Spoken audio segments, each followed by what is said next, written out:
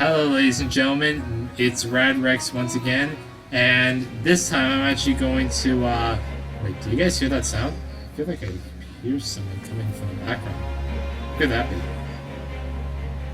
I did not hit her. I did Wait. not. It's bullshit. I did not. Wait, who is that? Who is you there? You there? Over? Can you come over here? Like, I want to talk to you. Who are you again? Okay. Oh, it's me, Qwernst, everyone. Oh. Oh, hi, Radrex. So anyway, how's your sex life? Oh, no, I'm dipping out of here. Bye, everyone.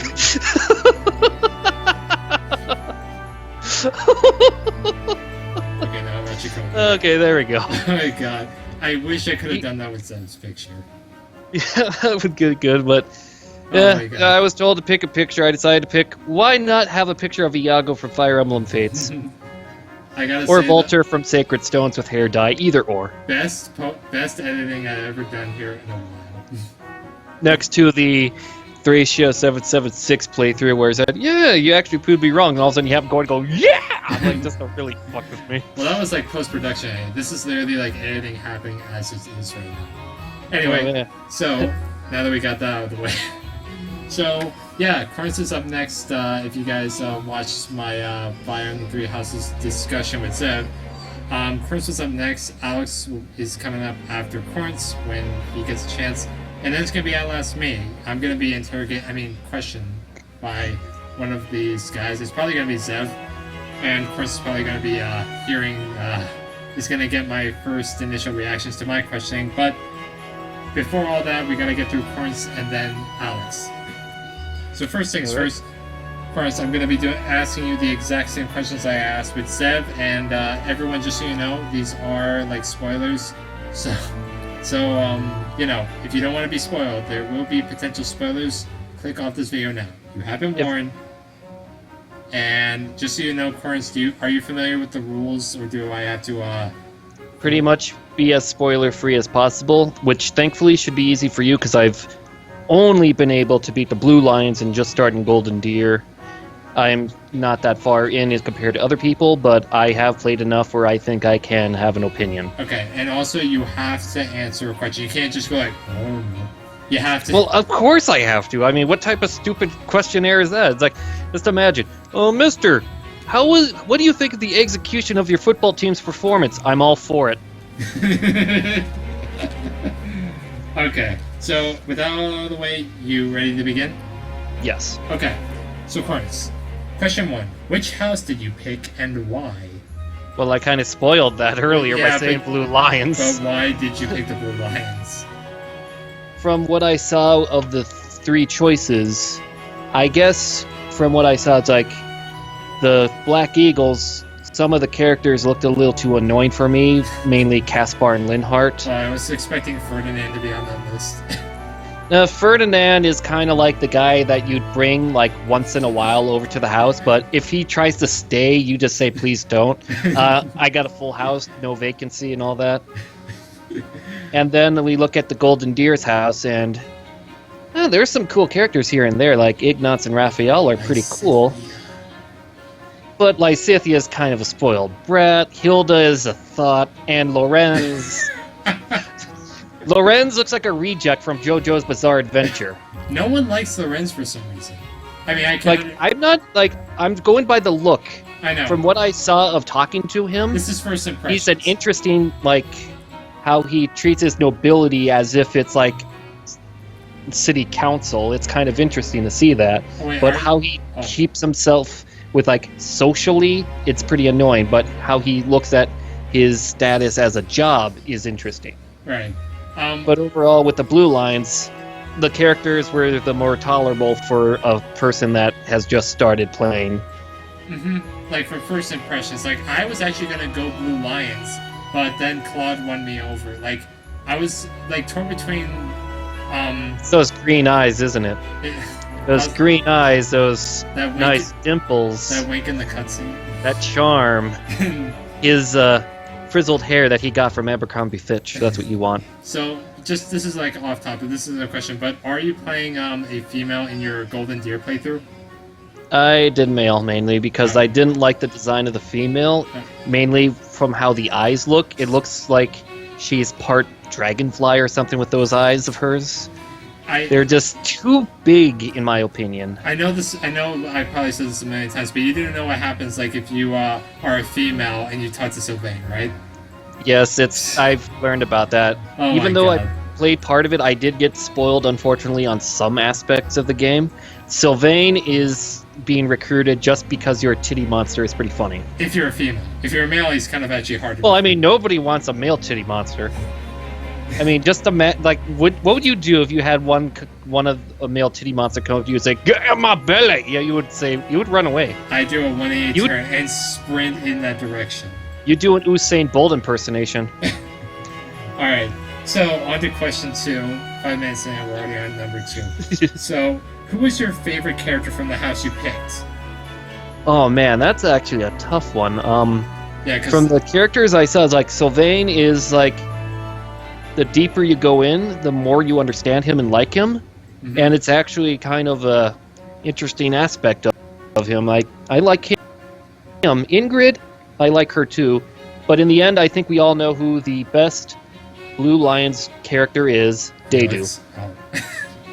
No, Felix is all right. Like out of all of the characters in the Blue Lions, the one I like the least would definitely be, what was his name? Ash. Really? You don't like Ash? No, he's all right. It's just he's not as likable as the other people. You know what I mean? Yeah. Like with Felix, I kind of like him for his like personality because he's an edge. I told this with Zev. He's like an edge. He's like Kellic, an edgelord done right. Yeah. Well, I don't know. He if has Kellic was done reasons. right. And like, but like we had a good conversation about him in Last Promise. Right. And like yeah, besides the Ethereum thing he did in that chapter, but we ignore that. So with Sylvain, like Sylvain is one of my favorite characters from the Blue Lions, is because like I kind of the reason why I recruited him was because of the womanizer like support conversation that he has with so many females. But another thing is that I didn't realize this about him, but when you actually talk to him in support conversations, like on the surface he seems like a womanizer, but he actually like cares about women and actually like likes them because he's hoping that they like him for who he is, not because of his crest. No, I like that idea. It's like that. It reminds me of that one scene in Futurama where Fry has these worms that make him super smart, and he's starting, like him and Leela are starting to have a relationship, and Leela said, "I love what you've become," and Fry stops and goes, "Wait, this isn't right." Well, I mean, it makes sense. I mean, yeah, no, it does. So, but wait, you never really. So you think Dedu is your favorite character? Yeah, like just everything about him, with his home being destroyed and someone bringing him out, and him having the loyalty, and not just that, but those that try to get to know him, learn from him, like say Ash learns about his cooking styles, and Dedu and Ash a support ending. Like if you have them be ending at your route, it is a very good ending. Oh, well, I'm not going to spoil what happens. I'll have to keep that in mind if I go. I'm still like torn between if I'm going to go Blue Lions next or Black Eagles.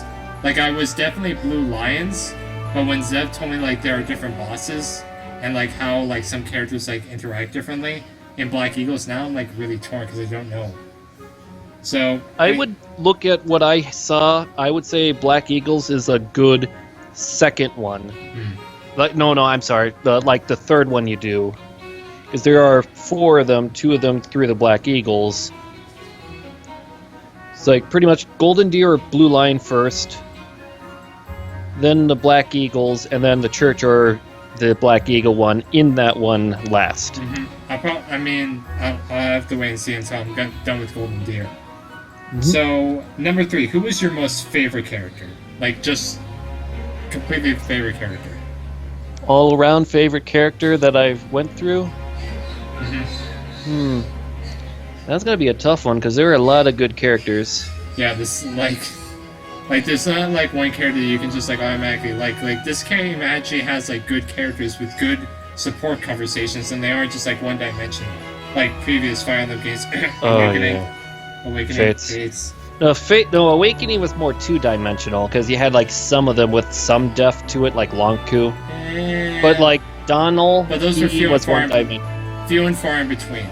Yeah, but Like we all know, Callum- Gregor is the best character in Awakening. Yes. Kellum is one dimension. There's a reason why everyone forgets him. Wait, who? Yeah, exactly. Alright, so number 3. Who is your most favorite character? I would definitely, with like, in terms of character development, that would in Blue Lion's route I went through, that is definitely Dimitri and Felix. Like, just how because like how Felix went through and all that. Yeah. In the end, I'm most likely going to go once again to Dedu. Really? Wait, Dedu was your most favorite? Oh, so Dedu once again. Yeah. Okay. I just like how he was given the second chance in life when it looked like he was going to die, and shows the person that offered that loyalty. Despite it's like Dimitri, like it is like, you know, like if you read like his background, it is. I checked out the website, you know, Three Houses website, and Dimitri like saved him from like, you know, death basically. Yeah, because of like, you probably know the tragedy of Dusker in the game. Yeah, like that's like repeated like 100 times in Golden. Like an example, like what's an like the closest historical example I can think of off the top of my head is like the Armenian genocide, where the Turks in World War I lost a massive campaign against the Russians in the Caucasus Mountains, and the various leaders of the Ottoman Empire blamed the Armenians for them losing the war, and they decided to just destroy Armenian history and all that. Okay. The worst part is they still pretend it never happened, despite all the historical documents showing they did it. You go to the Turks, hey, how about that genocide? They just go, rug, like I'm doing a motion right now of a broom under a rug. What genocide? And that wasn't the only one they did in that time frame. They also did ones on Pontic Greeks and all that, Kurds. My gosh. And then they try to pretend I'm sorry, the Ottoman Empire was a weird history. Alright. So question 4. Who was your least favorite character? In the Blue Lions? Like in your playthrough. Of all the characters, let's see. I'm probably gonna say Hilda. From what I've experienced of her, Hilda. Leonie was kind of a disappointment for some aspects, where it's like, hey, your dad's hot. Like, good for you? Oh my god, Leonie. It's like the B and C supports were near identical. Yeah. Your dad is cool. I'm gonna beat you up. It's like, okay. And then the A support, I'm sorry for yelling. I'm gonna be good. Because your dad's a role model. I'm sorry for acting so weird. It's like, but I gotta say though, I'm sorry for digressing with Sylvain. No, actually, no, never mind. We'll get to that later. Okay. It's the Leonie Sylvain C support. Oh my god, I see. I've recruited Sylvain, and oh my god, his support with Leonie, it's so funny. I know. But for characters that I cared for the least from what I saw is definitely Hilda. From what I saw, with the Golden Deer route I'm starting on, she might be better. She does get better. When you read her, she better be. Trust me, she is, and you'll understand why the way she is. So. And then second place is probably, I'm just gonna say Lorenz, because he looks like a reject JoJo character. You and have such a hated opinion of Lorenz.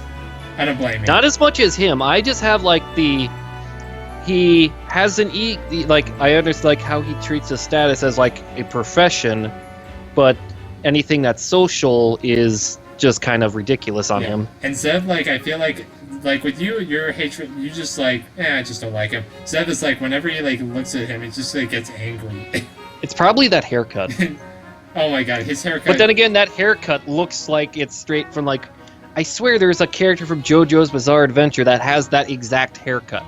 I think there it's is. Probably in Part 5 too, that's being made right now for all I know. Part 5's done. Well, I learned something new today. You can tell I was... You've been out of it? I'm sorry. Wait, what? Sorry, you kind of broke out there. Okay. Anything else? I'm sorry, what? No, nothing. Alright, so question 5. Who did you recruit into your house on your first playthrough of the Blue Lions? Let's see. The first person I managed to recruit from the houses was Dorothea from the I almost said Blood Eagle. Black Eagle. Charm and authority? Alright. Then, got the church characters, faculty, and all that. Yeah, Catherine's recruitment was great, but, level. yeah. Not just that, but how she says it. You're good looking and want to like to fight. I also happen to be good looking and like to fight. But other characters I managed to recruit from the other houses. Petra from Black Eagles also. There we go. And then 3 characters from the Golden Deer, which were Raphael, Ignatz, and Leone. Okay, I'm glad you were able to save Raphael. Nobody wants to see that big boy have a bad day. If someone gets that man killed, I swear to God. That's the type of boy. You gotta let him live, boy. Yeah, you can't let him die. So, question 6. What was the hardest map / chapter for you? There were 3 chapters I had difficulty in. This could literally be like Paralogs as well.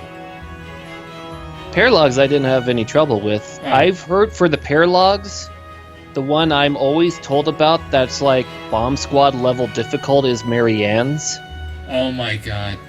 Oh my god. I'm sorry, I just noticed you had like some Vietnam War PTSD moment right there for a brief second I saw. When I played that Paralog, oh my god. If I did not have Lysithea, I don't think I would have beaten it. Meanwhile, you're getting flashbacks of you coming out of a copter while Fortunate Son is playing in the background as you run out on the field to do the Marianne Paralog. Trust me, when you play that Paralog, you'll understand what I mean by it's so hard. I believe you guys on that. I will have to learn that one, but from the chapters that I had difficulty on, they were all post-time skip. The first one was wait, rematch. Wait. Let me take off my headphones and then just like send something to retell you? Yeah. Okay. And go. So the first chapter I had trouble with was the return to the Gronder Field battle because for some reason everyone kept getting crits on me and I had half an army left. Thankfully, casual mode. It's the only way to play this game because of how small the roster is. The second one and the third one were the last 2 chapters where you had to fight Hubert as the boss because once again, crits a la mode. I don't get it. It keeps happening to me. Then the third one is the final chapter because I swear that the game has FE6 true hit because I got hit by a 13% chance hit with a 2% crit. I am not happy about that. I cannot believe that happened, and I kept going. Okay, I'll get him in. There we go. I sent a message for him to get back on. And I'm back. So yeah, I was mentioning about how it's like the game has FE6 true hit. Oh god. That's the main reason why I struggled. It is just outrageous. Yeah, trust me, I experienced that. I experienced what was like the smallest percentage hit you got hit with that you can recall? It's not what this. It's more like what I'm. Let me see. Smallest hit percentage I got hit with was a 23, and the highest one that I missed was a 92. I envy you. I got hit on a 13, and I missed the 90. Oh, damn. All right. And what's even worse, that 13 was a crit. What was the crit chance? 2. Oh my god. Yeah, I've been experiencing a lot. Someone just won the lottery in that level. When I get so many low percent crits, like I got a 4% crit with Sylvain, a 1% crit with Felix. Like, I'm just lucky. Meanwhile, everyone is lucky on me. Who am I, the Minnesota Vikings in playoff season? In the words of the great Claude, it's not luck, it's fate. Boo! I don't like that answer. It makes me feel upset. You're gonna get that answer a lot in Golden Deer then. Oh boy. That's gonna be great. Yep. Alright, next question. Number 7. What did you make yourself? Like what class? I started with focusing on swords, so I went with the Myrmidon, and then I went Thief, because speed and I can open chests easily without the use of a chest key. I didn't think you would be Thief. No one thought so until I wore the mask. Yeah. No one knew who I was. Yes. Bane as the main character of Fire Emblem Three Houses. How better would the game be right there? He's the Death Knight confirmed. Yes. Oh my gosh, there is some cool stuff with like the voice cast. Like the Death Knight, the guy who did the voice of Death Knight was also the voice director for the game. Oh, nice. The thing Not is just that sorry. I don't know if you know this about Heroes, but the Death Knight is in the game now. Like he's a Grand Hero Battle, and if you go to see who voiced acted him, it's literally question mark, question mark, question mark, question mark.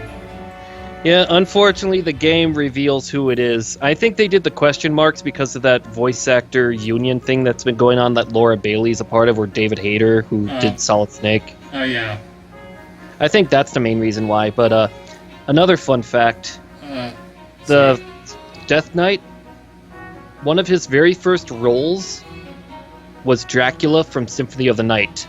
That's right. We got What is a Man? A miserable little pile of secrets to voice the Death Knight in this game. Damn.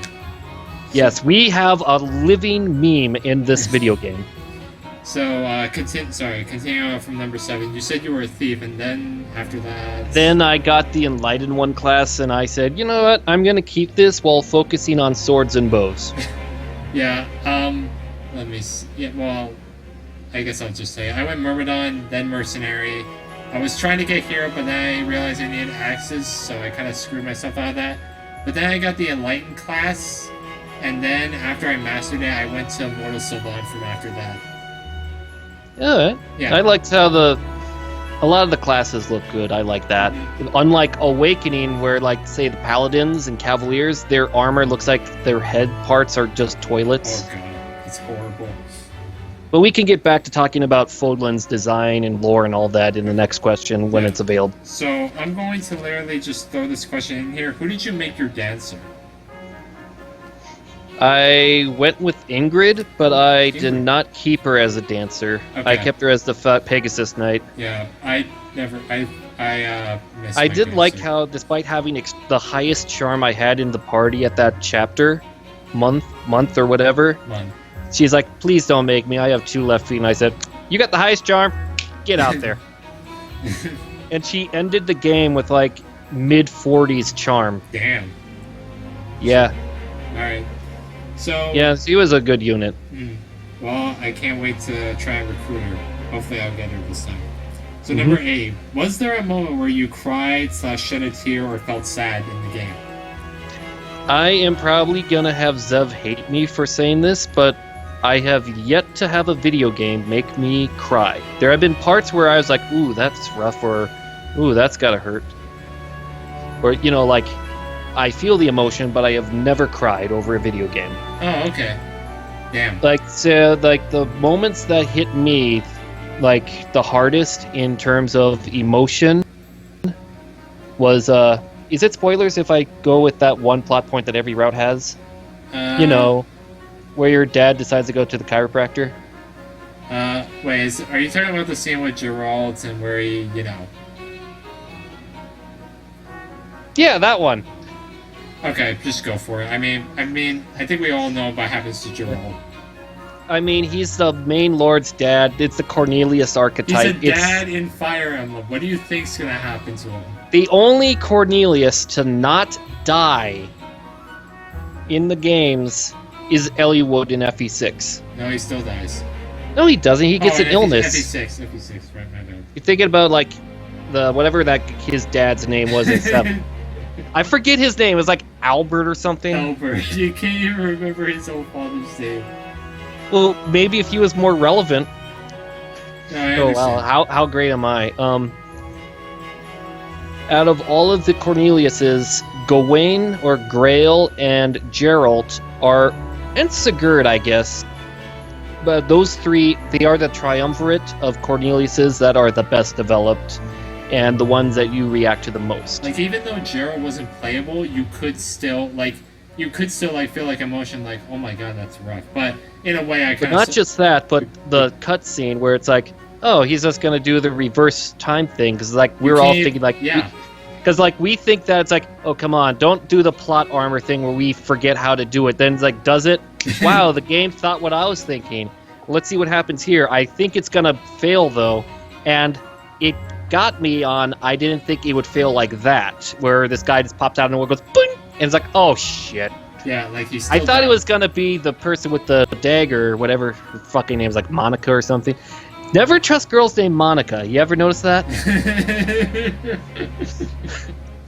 I thought she was gonna, like, at the last second fight back. Cause like, if she could get up to the freaking blade breaker and give him a bit of like, oh, you know, the little back massage with a very sharp object, fight that off a second and get saved by like Solon or whatnot. Yeah. But no, it's this new mystery guy who just comes out of nowhere and just pops out, just materializes at the fraction of a second. Goes, not today. Abies.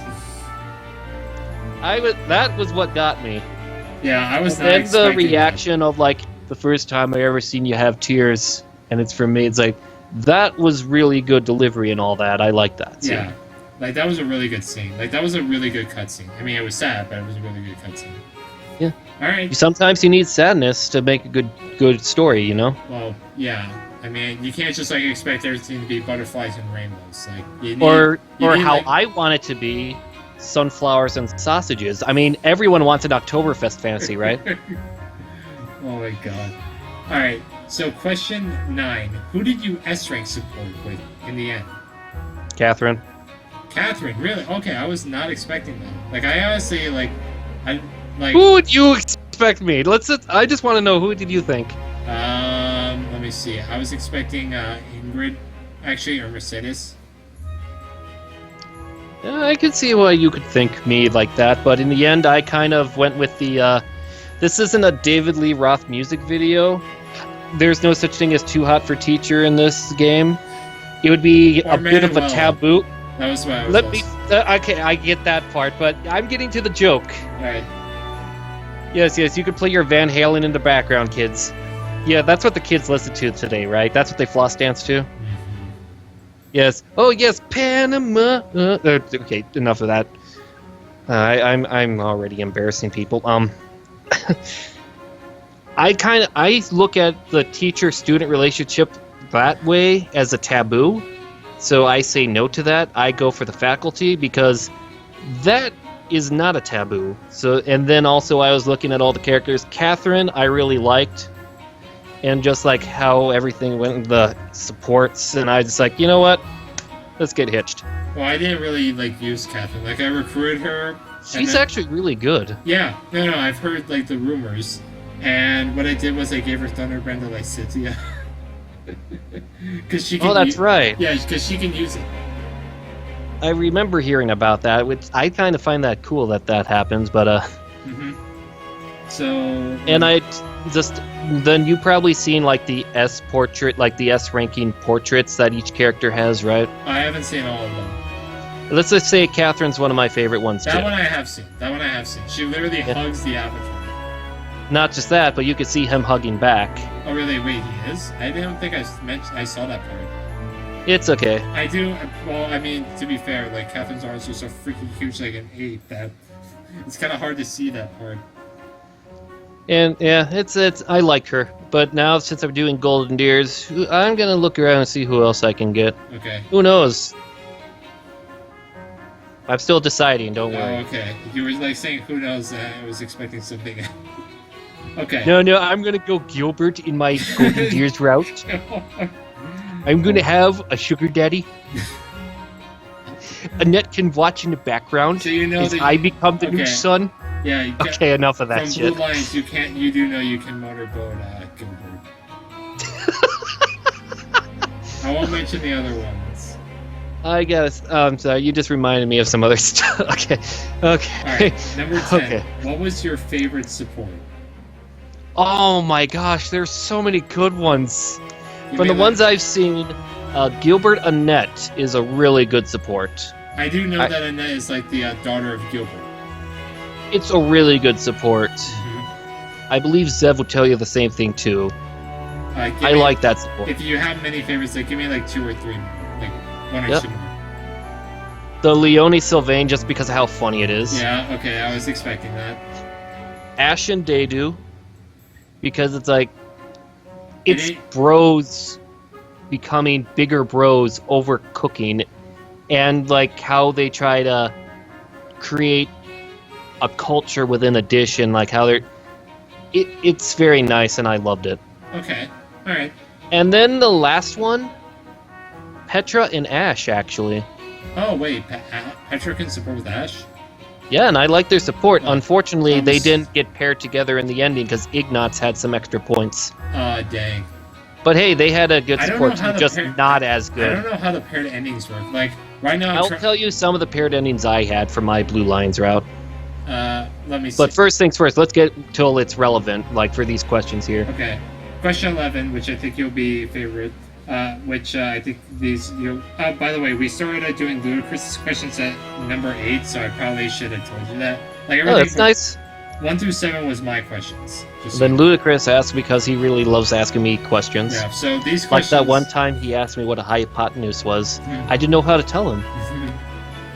Number 11. What was your favorite post-time skip design? Oh my gosh. There are some good ones and some bad ones. I say just stick to the good ones for this moment. Well, the next question is your least favorite. Okay, for good ones, I'm going to just stick to the houses because, like, for the... Well, actually, okay, I'll just start. Claude, out of all the 3 lords for post-time skip, Claude is the best one. Definitely. From looking like some teenage boy from Sicily whose dad happens to have been born in Persia and his mom was born in Morocco. I mean, seriously, he looks like a Mediterranean teen Casanova, doesn't he? Well, I mean, a Casanova, yes, but But like that a teenage Casanova, I will give him that. And then he grows up to look like an actual like mature adult. Not just that, but like he's a rockin' Moroccan and all that. Like, hey, Morocco's cool and all that. Like he looks like how like a medieval Persian who is visiting Sicily during the Middle Ages as like an ambassador would look like in terms of like fashion and all that. Like it looks like a medieval like Persian prince in a way. Yeah, like not like say all of it, but it's like he's mixed in with some Italian because he got to meet Marco Polo once and said, "Dude, this guy's got cool fashion." Okay, those Italians, look at these Versace's I got, guys. So Claude's... Yes, they had shoes like that back then, kids. So Claude's your favorite post-time skip design, even though... from the Lords. Okay. Well, I mean, if you were to well, I mean, like, if we're talking, like, overall, like, who's your favorite? If it's like... Oh, that's a tough one. That's why I decided to go through the Lords and then from each house, if that's okay. Well, if you want, like, just give me, like, 1 or 2 students that you think were your favorite. Ferdinand from the Black Eagles has a great one because he, from looking like some... whatever he looks in pre-time skip, post-time skip, he looks like Arvis. Yeah, okay, I didn't want to say it first, but he does look like Arvis with that like hairstyle. Just like he needs just a little bit more red hair dye, and you got Arvis right there. And just how he pulls himself, it's like he really looks great. Yeah. Dorothea looks great too, and also she's matured post-time skip, which I really like. Mm-hmm. And then Petra, from looking like, yeah, that's a nice kid. She looks like an actual, like, you know, like foreign princess. Yeah, the post-time skip, I had like, be still my beating heart. Oh my gosh. And then you get the B support with Ignatz, where you see her wear his glasses, and it's like, oh my gosh! Contain myself. I can't. It's so adorable. Yeah, I know. I literally I just lost it when I saw that support. Like I just couldn't contain myself. Oh my gosh! Like I had to just. My gosh, my heart was too fast. Oh my god. It sucks that we had like a black screen for that, but we saw her portrait, like what she looked like. That's what matters most in the battlefield. And then other ones, for the last one, I would say is Leonie, from looking like an average tomboy to looking like a femme fatale, pretty much. Yeah, and not just that, but the attire too. It's just like it's the same thing with Petra, where "Be still, my beating heart." Mm-hmm. It was really good. Yeah, like she actually matured. I feel like a lot, like compared to some other people. Like those are, I think that's 1, 2, 3, 4. Yeah, those are the 5 best post time skip looks. 5 if we count Claw. Yes, So, that's what I mean. let me see. Number 12. What was your least favorite post time skip design? Okay, the first one for the Lords, that's going to be Edelgard, because... Really? I was expecting I'm someone gonna get else. to... Yes, I know, like, hey. I have to... Just because he has a lack of depth perception doesn't mean it's bad, right? I mean, he's... I mean, sure, he's gonna have a hard time... I had to get it in there. Okay. But, mainly just Edelgard, just, like, the hair loop things, that's just, like... Yeah, I don't watched like Star it. Wars 2 times. I got a copy Princess Leia's attire. You're not Carrie Fisher, Edelgard. Take that off. Yeah. Go home. Rethink your life. Yeah, I don't like her. I don't like her hairstyle, like post time skip. Like her attire. That's the main I thing. like Like the attire, everything else, that hairstyle with the ornaments, it is awful looking. I'd rather she just shave her head clean off and be One Punch Man head style with the attire. It would be better. Violence Road. Okay, then other worst post time skips, Linhart. From looking like a guy who wants to be a green-haired Lucius to looking like an old woman. Seriously? Yeah, well, I mean, I don't think he looks like he looks more like a scholar. He looks like an old woman with dyed green hair to me. All right. So Linhart. Especially with his attire. All right. Is Hubert on that list or? Hubert, I'm trying to remember. No, Hubert, I think actually fits well, just not as good as like Ferdinand's. No, don't get me wrong. Like I think he fits well. It's just that, like seriously, like he looks like a freaking vampire. No, another bad one. I'm probably gonna get some hate for this, but bad post time skip, Bernadetta, because like everything else, the hair though, she decides to grow a mullet. Why? The mullet is why I say You prefer no. a mohawk. Yeah, a reverse mohawk. So sideways. That's even better. A sideways reverse mohawk. Do it, Bernadetta. No one will want to socialize with you like you want. So let me. Just shut in with that hairstyle. So Caspar, I think, is on this list as well. No, I think he's okay. Oh, really? So you No, just don't like him? Like Caspar, like he's like, I get it. You're rough and rowdy, but you just crank it to 11 where it becomes obnoxious. And I just say, good for you, Billy. Go do your homework. What's your homework? I don't care. Here, have a picture of post time skip Petra. That's your homework. I don't know what you do with it. I don't care. Just stay away from me. Okay. And then a bad post time skip, I would say Ingrid, because it looks like she aged instead of 5 years, 10 years. Yeah, like her time skip portrait does. Like if you compare her to pre, it looks like you're looking at her mom and not her. Yeah, like her hair color is like not as yellow as it was before. Like it doesn't look like her. Like it just doesn't. Like she just doesn't match. And so It's just so weird. I guess some people age differently in 5 years based on like stress and all that. But I'm curious of what type of stress she had, because like out of all the 5 characters in those 5 years, the character with the most stress is Dimitri, and we all know that. Yeah, like we all. I mean, we can like just from the trailers. Like so, wait, that's only 4 characters, or you can include Dimitri in this? No, I wasn't gonna include Dimitri. So far, I got 1, 2, 3. All women. But the 5th one, this is a guy. Oh. Lorenz. I already hated your hairstyle in the first part. Now your hairstyle looks even worse. Seriously, you think it got worse? I mean, at least he like. Yeah, I hate it when people have their hair like short on one side and extremely long on the other. It's like he's trying to be a rejected JoJo Bizarre Adventure character, and he has a special stand called Skrillex. Really? So you hate a character whose hair is long on one side but short on the other? It's a bad look. Okay. Yeah, you can't see what I'm doing. You're probably not looking at Yeah, this you're screen. tell to make a joke on Tell Me What's So, but his hair is symmetrical. Okay. Alright, Like, so... I don't like the Skrillex hair look on anyone. Outline blank. That's what it's like. It's like, hey, Raphael, it's me, Lawrence. Look at my new album I found. Boom, boom, boom.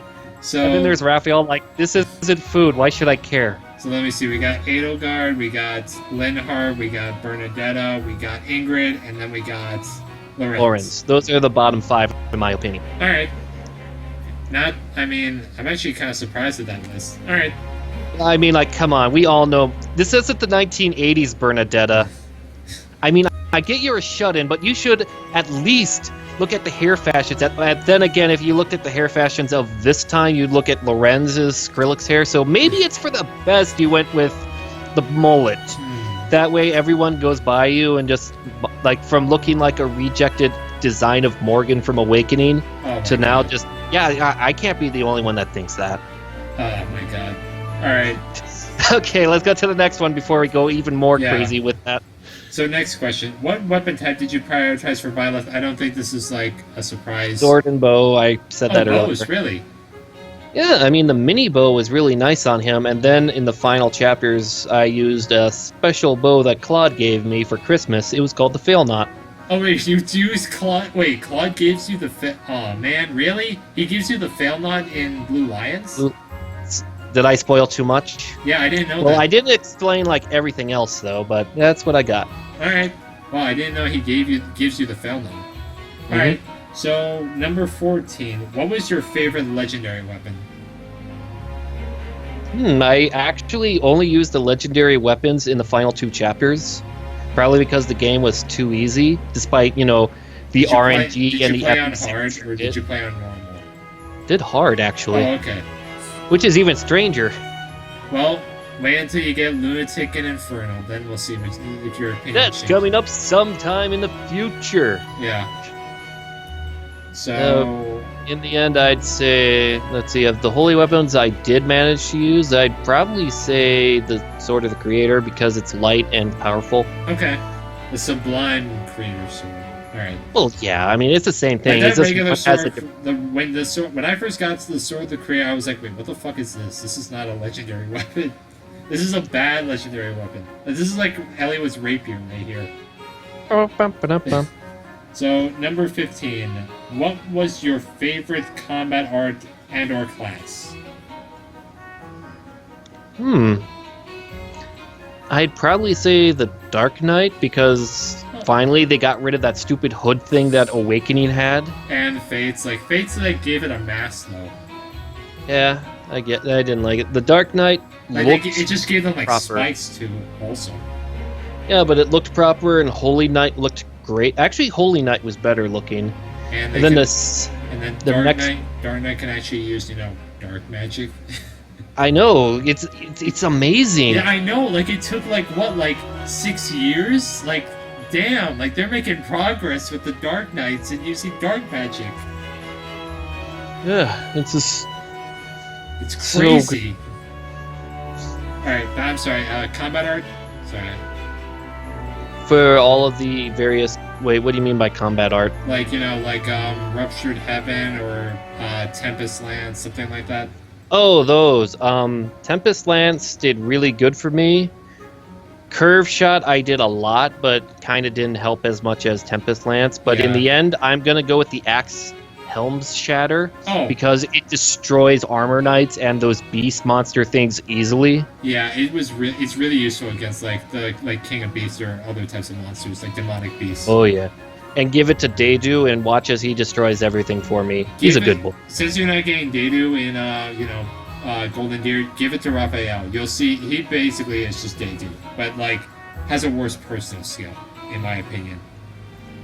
Raphael, in the Blue Lions route I had, he was the one who defeated the Blue Lions final boss with silver gauntlets. He punched the boss to death. Oh, you should have just made him go unarmed then. Unarmed, punch him. I wanted the gauntlets would have been a handicap against Raphael. I wanted... Wait, no, think about it. If I did unarmed, it would be an uneven fight. Raphael would win easily. I wanted the monster to think he had a chance. These gauntlets will weigh him down. Oh my god. He can't possibly hit me with something that looks like silverware. He'll be too hungry.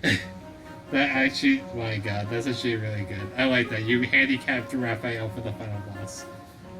Alright, so number 16, which I think is a pretty good question from Ludicrous. What was your opinion on Siltus and Byleth? So, oh yeah, With how it went in Blue Lions, it's been a while, okay? Oh, really? I mean, I've been playing the game almost every day, but it's like, so this is kind of forgettable for me. I kind of forgot her. I know that's like from everything is the goddess that can't even remember. Oh, that's right. I'm a deity. Wow. I mean, just imagine if, like, say you were like, it's like that one scene or line from Bruce Almighty, where Bruce is saying to God, who's played by Morgan Freeman, "You've done vacations before? Remember the Dark Ages?" Boom. That right there. But I'm guessing I will learn more about the relationship in like Golden Deer and the other routes, because from what I looked at from each route, from what I learned, from what I know so far, from Blue Lions is more character centric for like, because like every single pre-time skip character for the Blue Lions has some relation with the bosses you'll face in those chapters, like Miklon, Lonato. They have connections with your Blue Lions characters. Miklon has a connection with Sylvain because he's like his older brother. Disowned. And Lonato is like the adopted father of Ash, if I remember correctly. Yes, and he looks like Revolver Ocelot. Oh my god. Like, he just looks so bad. Like, so, well, there's nothing wrong with Lonato, but then Golden Deers, from what I learned, is more lore-centric of the continent to learn more about what this continent's history and the things that are going on. Mm-hmm. And then the Black Eagles is just mainly the central conflict. Oh. Alright, so, but you never answered my question. What's your opinion on Sosis and Bylaw? Well, they did a main character unit that did not piss me off like Qwernst. God. Okay, thank God. I was gonna bring it up. I would say a better version of Robin, where Robin's like, "Now that's strategy. Good for you. Wow. Amazing. You know a strategy book." Like, I feel like they actually did the tactician character well in this game. Yeah. Like, it wasn't like too much like, circle jerking Avatar. But it's like how FE12 was very guilty of that, with like Martha's like, "Hey, my unit character name here. What do you think of this?" It's like kind of like how Zeb said. It's like Mark, but like Mark and Robin, but like at Mark playable. Like, this is a really good iteration of how they've done the Avatar unit, because in the other games, not so good. Yeah, it's like Qwernst is definitely the worst one. Yeah. What were they thinking? Like, I mean, like, I think it's because like Byleth, like, why he's so good is because he's a silent protagonist that has very few lines of dialogue. Like, and it works character-wise too. Yeah, I hated like how like with Qwernst ever speak like big brother, big sister, big brother, Leo. My mom, who's a MILF. What is going on? Mother. Seriously. The mother was the only likable character in that game and died immediately. What the heck? Oh my god. Like, at least in this game, the parent didn't die immediately, but still. Alright, so... Well, his hopes for me died immediately.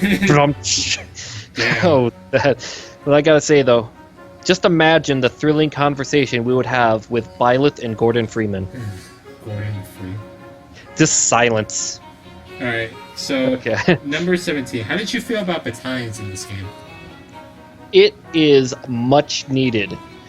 It was something that we've seen in earlier SRPGs like Landgrisser. Yeah. Which is like, if you saw the little unboxing parody video I did, that was the little reference I did. That was footage from Landgrisser. Yeah, I think there's something wrong with the game here. And like, literally every Fire Emblem is like tactical simulation and all that. Is like here's your army. Yeah, like they tell us to build an army and trust nobody. But the thing, that's only one game's commercial. Like, and then like, let's look at the Tellius commercials. Oh, Japan only. Let's look at them. It's I can't understand the word they're saying. Radiant Dawn, though, I think I told you was a funny commercial. This woman is playing a chapter, and then the Hark dies, and she's shocked because that was her husbando. Yeah, like, I do remember, like, how, like, if you compare, like, the cutscenes in, like, the Tellius series, like, you'd think, like, it would be like, oh, wow, I'm commanding all these units, but no, you're not, actually. In Three Houses, like, the battalions feel like you actually, like, have massive armies on your side, and each of you are commanding one of them. Like, it feels really needed. Like, it actually feels like an actual war when the battalions are engaging in fights and stuff like that. Yeah, it's like how Fire Emblem 4, where they made it like how all the other games, it comes off more as like a skirmish what you're doing, or just a here you actually feel like you're actually like in a war. Or like the final chapter in Path of Radiance, it's this big castle, but we're only going to concentrate on this section of this part of it, the center, like the fountain. That's where we're concentrating. Yes, everyone, throw some coins in the fountain and see if you get a crit. Oh my god, that chapter. But like, it's pretty much like what happens if you had like the FE4 concept of the armies mixed with Landgrisser, and I think it is a great mix, and I'd like to see more of it in the future. Same. And I'm just going to do this.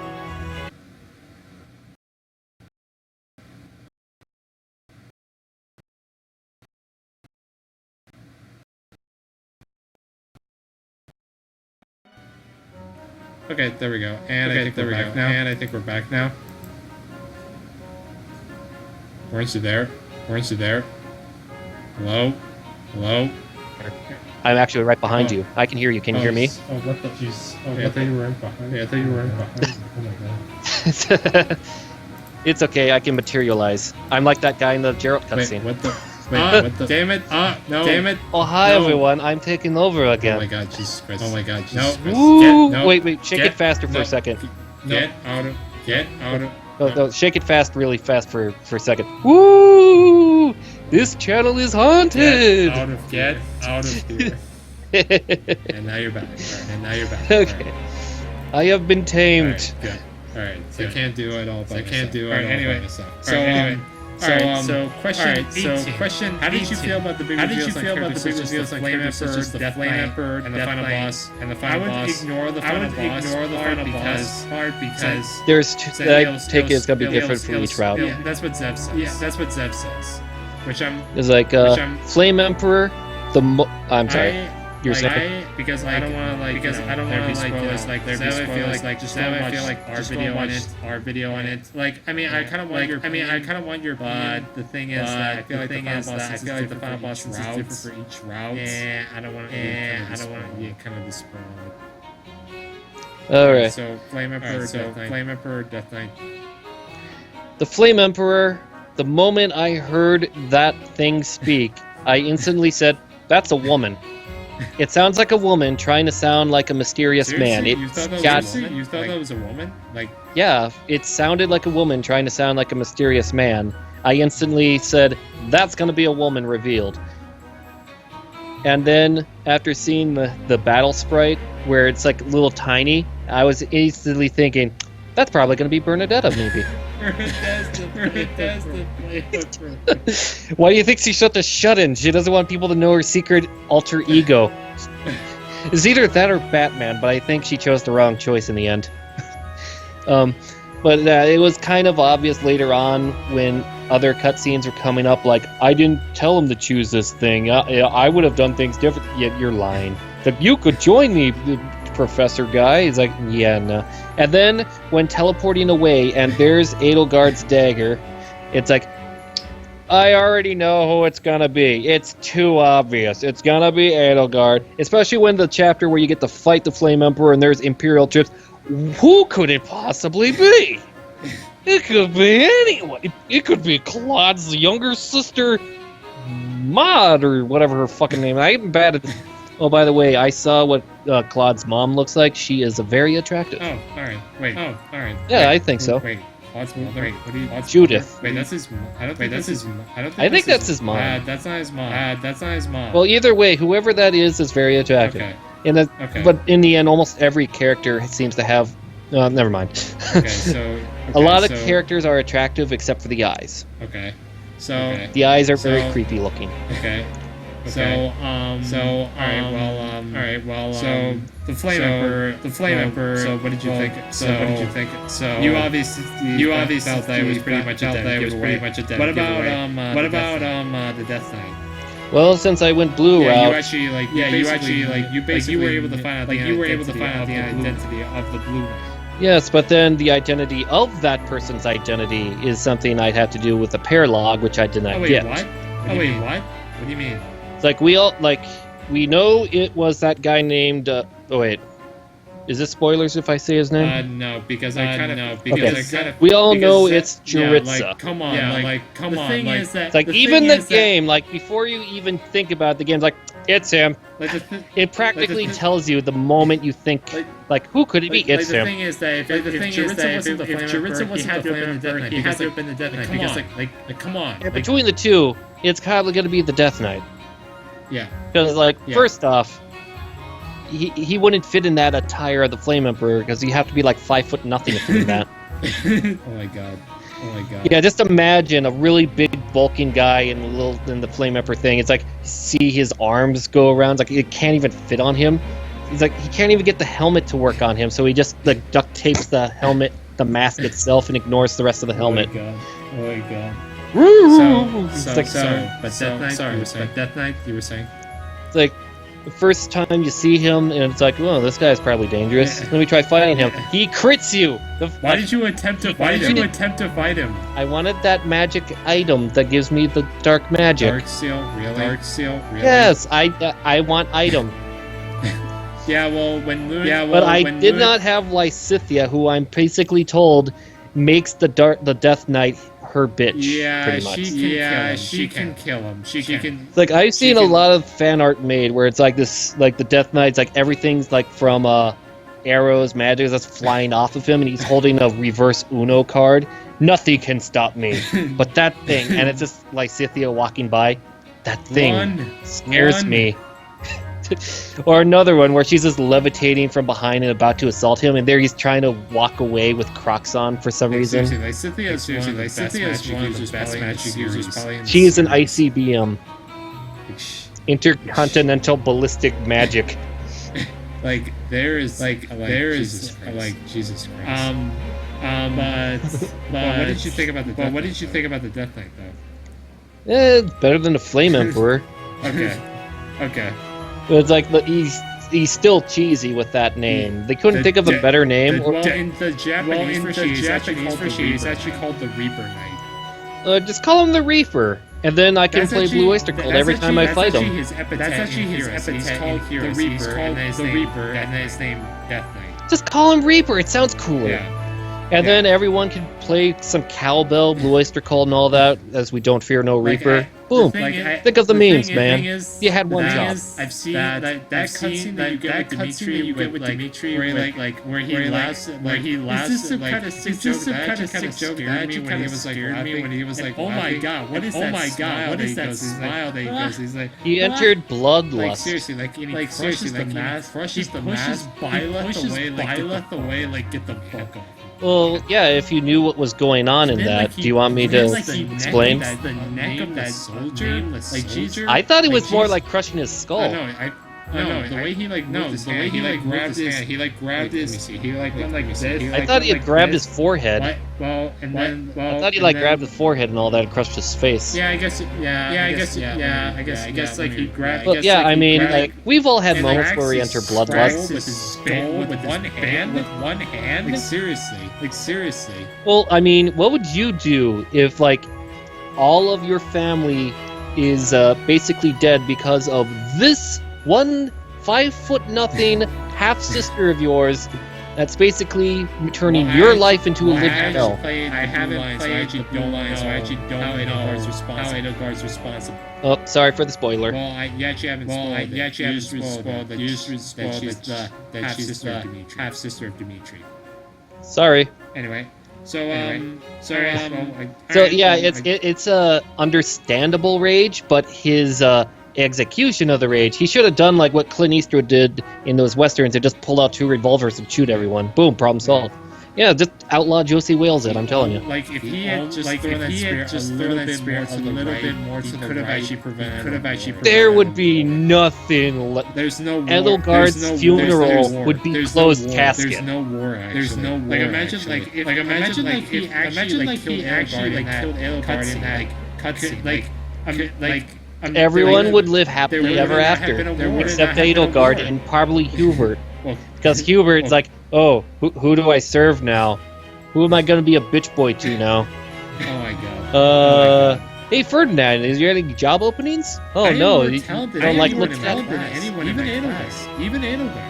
Really? Yeah, you don't say like. Did you know that Ferdinand actually likes being likes levels as well? Likes levels as well. You gotta get in when you golden deer. You have to get get him over to the golden deer. That's what I'm planning on doing because I had a tea party with him and saw how he default sits in his chair. It's like done, sold. Get over here. I want you to have all the tea parties now. Everyone else, no. This man, he knows how to tea party.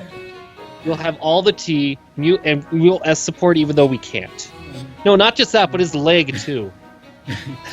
He just has his leg over. It's like, it's amazing. Like it's on YouTube. I love it. If you want to see it, it's on YouTube. And like, oh my god. Oh my god. I wanted to confirm before I saw the support conversation. Seeing it in person, like, that's like, oh my god. Like, ugh. He's truly the best tea party. But then again, he is the guy who basically starts the tea party thing for you through that quest and explore. Yeah, he's the one who literally gives you the quest for it. And so you have to turn it to him by inviting him every single time now. And I have to say though, I do like Ferdinand's voice. Billy Camentez.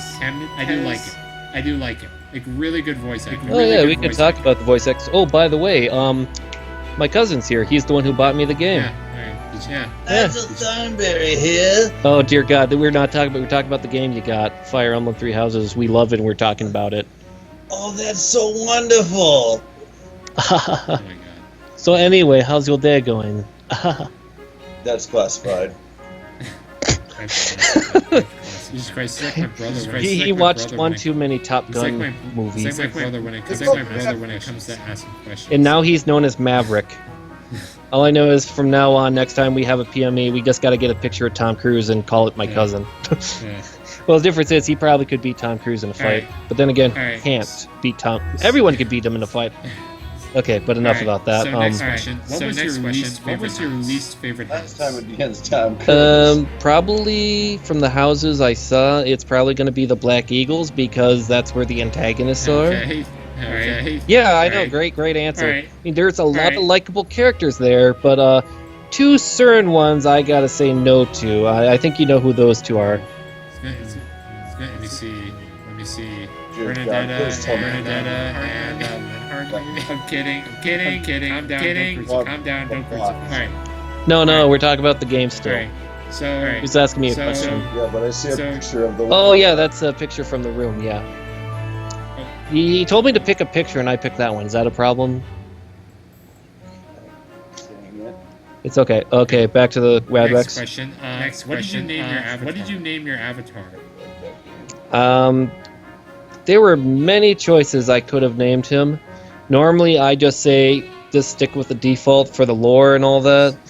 I forgot what I named him actually, because I kind of after that went to new game save and all that all over it. New game plus. I think it's probably my default name, like real life. Matthew, it's like Matthew, whatever. Matthew. Gosh darn it! That was supposed to be a secret. Now I have to tell everyone your name and share your Instagram account so everyone can look at your Instagram. Good luck. I don't have an Instagram. That's even more embarrassing for me then. Oh my god! Like seriously, for someone who records a lot on YouTube, I really don't have a lot of social media. That's probably for the best. Because I'm trying to keep off the radar. Like, I'm just gonna make a terrible joke. Did you know that using Twitter drops your IQ by 8 points? Oh my god. In Snapchat by 18, Facebook by 5. MySpace by 2 because nobody uses MySpace. What the? Remember the time when people used MySpace? It dropped by 2. That's why it was so long ago. All the data we could find, and pretty much don't even bother with social media anymore, kids. Remember that time Google tried to do social media with Google Plus? Google Plus is, and then they tried to implement YouTube into it. That's something. I'm just gonna rant for one quick second. When YouTube first started, when you could make usernames and all that, they said, please do not use your real name for privacy. Then also when the Google Plus update comes in, please use your real name for all this stuff. Like, what the heck? Why? Like, back in the early days of the internet, people knew that anyone could find anything about you, so use a fake name and all that. Now everyone wants everyone to know everything about them on the internet, and here I am asking, why? Why should I care what pictures of food you're about to eat at the diner? Why do I care about your thoughts on pre-calculus? Alright. Yeah, like, should go to Instagram, try to find something like that. No, it's mostly going to be some guy trying to buy some bathwater from some internet thought. I bathed in this. Yeah, we all know you didn't bathe in it, but we're going to buy it anyway. For Zev's playthrough, he literally he went with Zev, then characters from his book, actually. I can actually believe that. And then with me, I went Madison. Yeah, real name. For my next playthrough, I'm probably gonna be a girl. Name myself maybe. No, better yet, name her Glottalty or something. Okay. Anyway. It was something like when my sister first played Legend of Zelda, she called Link Glottalty for some reason.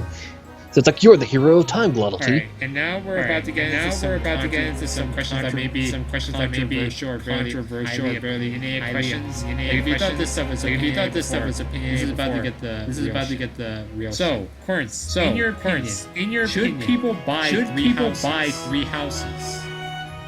Duh. Okay. Yeah. Okay. In my opinion, it's one of the best Fire Emblem games made. It has, like, from all of the things that were added through the 3DS games, like, say, the full voice acting thing that Echoes had, the Explore the Village and dungeons that Echoes had, perfected, a lot better, I should say, implemented. Mm-hmm. The battles, like, they were improvements in a lot of ways. Like, they've improved. The new enemies with the monsters, it's a good idea. In fact, I would like to see them implement that with, like, say, if they ever add war elephants. Oh my god, war elephants. Jeez. Yeah, and then there's, like, guys on archers or javelin men on top that throw stuff. That would be cool. Yeah, that would really be cool. That would it would give archers like instead of like using their bows, they use the elephants. Oh my gosh. This elephants. They throw elephants at you, it's 200 damage immediately if it hits. And you can still dodge it. Dodge it just like... It'd be like that one scene in Return of the King where it's like the big rock is being catapulted over to the orc army, a bunch of orcs are moving aside, and the commander is looking at it, it's coming down, and he just moves a step at the last second. Boom! Return of the King was great, but like, when it comes to lore, world building, characters, it matches what we see from the Yggdrasil games and Tellius games. I don't think we've had this much lore about a game, or about like a Fire Emblem game, or like you draw or Tellius. Exactly. It's like, we all remember Fates, the magical there wasn't even a name for the continent. There wasn't even a exactly. It's like they went to the goddamn continent. They just got some little sketch from Google Earth and said, "Boom, problem solved." It's like it was originally just like how it came off with Crumb and that DLC. He's like, the Magical Kingdom's tale is like, it's like nothing more than a magical tale that doesn't exist. And with how dumb the story is, I can see why it doesn't exist. Seriously, imagine in the library, there's like a book that has so much dust on it. Story of Fates. It's like someone takes some lighter and what story are you talking about? And then they go to the next book called 50 Shades of Crumb and says, now this is real literature. We should publish this. Give me 50 Shades of And it comes with an audio gem. You put it in your magic scepter, and it has someone narrate the audio of the book. Who's this one? Gilbert Gottfried. No! I can't do a Gilbert. Yeah, imagine him reading a romance novel. 50 Shades of Crumb. But there are some flaws with the game, though, unfortunately. When it comes to, like Intelligent Systems is not known for 3D graphics. We know that. The frame rate, but it's like the models they at least did right. Yeah. But the background textures and all that, looks like they got it from like early GameCube almost in some Well, I mean, come on, aspects. this is the. Well, I mean, come Especially- on, this is the, I will give them this. I will give them this. That I feel like the reason why I feel like the reason why it's like this is because like they're transferring 3DS to a home 3DS to a home console on the Switch. It's the first Fire Emblem to be on a console. To be on a console. Fire Emblem Rain Dawn's either 2007 or 2009. 7. Okay, 7. So it's 12 years. But then even the years that they've done a transition from console. But I will give you something. It's a better advance from going handheld to console than what Game Freak did with Pokemon. Yeah. I went there. I don't think I'm. I don't think I'm. Pokemon Sword and Shield. I'm not getting it. I know. I looked. It's like people bought Let's Go Pikachu Eevee, and I'm like, why? It's just a remake. Not even a good-looking one. Yeah. I'll just stick to, like, say that 3DS remake if that exists or something. But That's a good remake. That's a good remake. If you are a fan of Pokemon, Green Fire Red, that was, but we're not good at keeping track. Right. Maybe I should read a fanfic. No, I know. You said no. That's the thing. No. Okay. But it's like the textures are the main flaw for me. But also, it's for professionals like us. It was a little too easy. Well, Lunatic But and Inferno are gonna fix that. Okay. And by the way, just so that way I have bosses in Lunatic and Inferno will move. That is a good idea. That includes the Death Knight. That is going to be scary. Yeah. Unless Lysithia's around. Well, So if you're like Blue Lions or Black Eagles and you haven't recruited her yet, that is going to make. I haven't asked for her assistance. Lysithia, I need your help. Lysithia, save us! Throw her out on the field. You just like chuck her like a football because she's that small, and it just goes straight at the head of the Death Knight, and he's like, "Oh my! Okay, time out, guys." Oh. Warps away because he just got a concussion. I'm pretty sure she's like 14 or 15. Both Petra and Lysithia are the youngest characters at 15. Cyril doesn't count, or Cyril doesn't count. He's 14, but like nobody cares about him. Cyril, he kind of dropped off like after the time skip for me. He actually did good enough for me, but that's probably because I was blessed. I have to say though, Cyril, I do like his post. He actually looks like he actually grew up. Like he actually looks like. Well, everyone else in the church faculty just was blessed with good youth or something. Manuela won. So anyway, Ms. Krabappel, I mean. Let me see. All right, so Looks like Ms. Krabappel anyway. Question. I don't think this you will care about. What characters are you hoping get into Heroes? Catherine for one. Okay. But it has to be one of those seasonal things. And we're gonna change it up. We're gonna make her golf tournament Catherine. Okay. For the fall season. Okay, I was making a joke. I'm sorry. Just Catherine, because she's cool. I like her. All right. Marianne is a mounted magic unit. Sounds like a cool idea. Alright. And Raphael, because we need more of that boy in our lives. And one more I need, right? Or two? One more. Post time skip Ferdinand specifically, so we can have him and Arvis on the same team. Man. Zev was happy that Petra got into the game. Well, I wonder why.